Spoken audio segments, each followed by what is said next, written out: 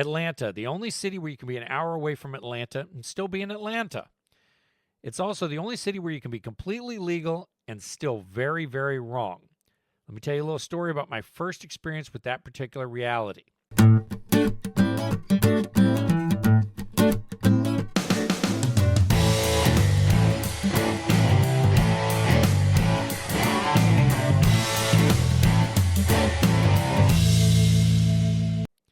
Back when I first started trucking, I was rolling with Millis Transfer, based up in Cartersville.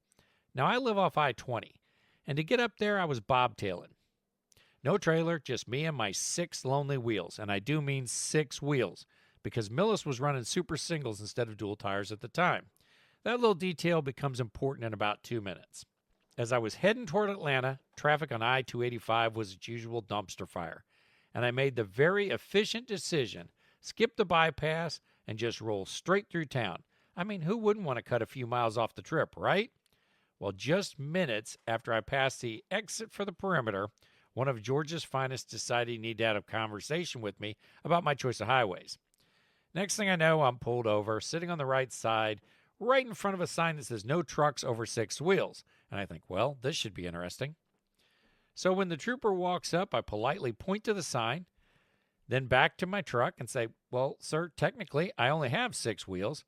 Now, to his credit, he actually stepped down, walked around, and counted them. After a long pause, he looked at me and said, you might be right on the letter of the law, but you sure as hell aren't right on the spirit of the law. He then proceeded to inform me that he could write me a ticket if he wanted to. Fortunately, it was my lucky day, and he decided to let me slide, with a very strong suggestion that I don't try it again. So yes, lesson learned. The laws here don't always work the way you think they do, just like the roads, just like traffic, and just like the people who somehow manage to make a left turn from the far right lane. Speaking of which, let's get rolling and see just how much chaos Atlanta has to offer today.